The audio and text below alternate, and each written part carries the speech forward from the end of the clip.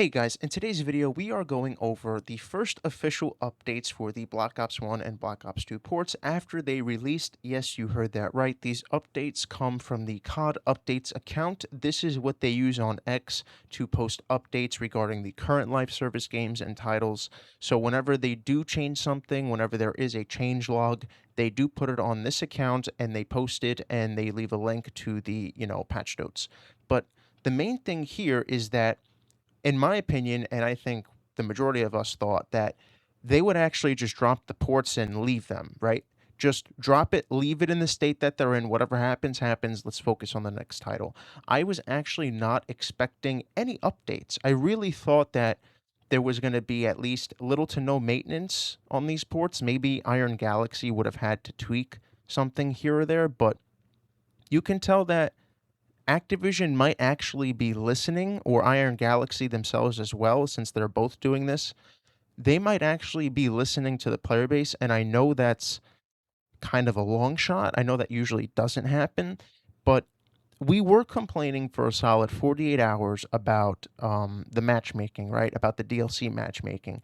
If you bought the DLC, it was very tough to matchmake with people who didn't have the DLC. There were a little bit, longer wait times whenever people backed out. It took longer to find more people to bring into that lobby. And that was probably one of the biggest criticisms, if not the biggest criticism, ever since the ports dropped, because the DLC was not included. And so I would say this is the best first case scenario that we could have possibly gotten, because the fact that they addressed the biggest issue, yeah, sure, people are complaining about snipers in BO1, people are complaining about input lag. It's a good start, though. I'm not saying it's perfect. I'm not saying, we have exactly what we want, but this is a good start.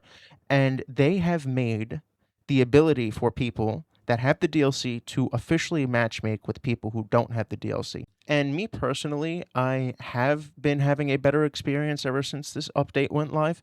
My wait times are not as long, and whenever I'm in a lobby and I see somebody back out, usually it takes 5 or 10 seconds now for someone to fill that spot. So I'm not sure if they still need to tweak a couple things, but the first big major change I feel like is a great one, and that is the fact that Call of Duty players who own the DLC can now matchmake with players who don't.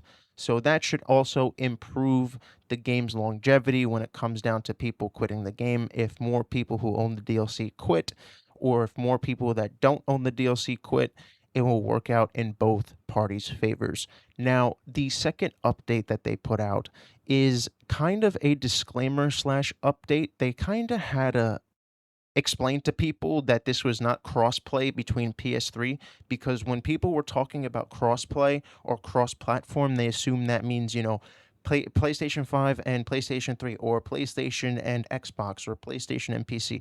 There is no crossplay. I think what is the proper technical term here is PS5 can now play with PS4 via backwards compatibility. I'm not sure, but I'm kind of surprised that they actually had to write out the fact that PS3 players were not in the servers. That was kind of surprising. I guess some people online were still talking about PS3 players in their lobby. I'm not sure. But we do have official confirmation from the COD Updates account saying that PS4 and PS5 players can now matchmake with one another. I did not download the PS4 version of the game. I remember some people on PS5 saying if you do download the PS4 version, that is the way to get into the PS4 servers with those types of players on the last gen console. But I'm not sure if you actually had to just install both versions, or if this Call of Duty update actually permitted PS4 and PS5 to play together and they weren't able to before. I'm not sure. Like I said, I only installed the PS5 version of the game, so anybody who has better clarification on that, leave a comment down below. Let me know what your experience is. But from what I understand, from the way the tweet is worded, it didn't seem like PS4 and PS5 was playing together. It seems like they were kind of separate. And now that they're together, it does seem like the player bases have been blended into one now, which is great. Two very good, solid updates to start with. I'm very excited because I really thought that they would just drop the ports and run. So this could be a good indication for anybody who wants, the L96 addressed or just the overall Black Ops sniping issue addressed, because that weapon sway is with every sniper. It's not just the L96, it's with the WA 2000, the PSG, the Dragunov. So what they have to do now is actually dive in to the player feedback that we're giving when it comes down to maybe input lag, when it comes down to how the game plays, the stutters. I don't know if anybody else has Black Ops 1 TDM glitched, but I think whenever this update went live, I tried to play Black Ops 1 TDM, and whenever I try and load up TDM, it says that the server's full and my level just grays out. So I'm not sure if anybody else is experiencing that bug. I'm not sure if it's just a technical issue with my game. So if anybody can leave a comment down below on if Black Ops 1 TDM is working for you, that'd be great. And that's pretty much it. Like I said, this is not nostalgia. These are not rose-tinted glasses. These games are just fundamentally better than anything Activision has put out in the last 7 years. And I was really thinking about it. If they see that not only the ports are doing good when it comes to sales, but when they do updates and the player retention is there, they might actually see that this business formula works out, and they might do this more often. Imagine if they start porting over the MW3 series, or if they actually do a remaster.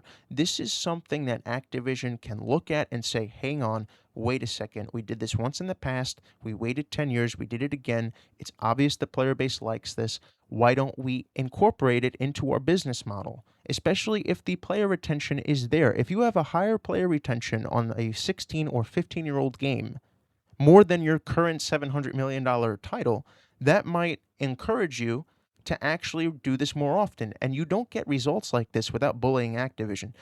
The only reason we have these ports is because of the sales of the last two Call of Duties. It's not because of Sony getting rid of physical media. It's not because GTA 6 and Rockstar were in cahoots with Sony, and now it's Activision that was also on the conference call. The decision to roll out no physical media was probably made in a conference room with board members like 4 years ago, okay? They slowly roll out things into society to get you acclimated to that decision. We're going to bully Sony into hopefully walking that back. But these Black Ops ports are totally something separate. The Black Ops ports were a decision because Call of Duty was fundamentally dying when it came to sales for the last 2 years.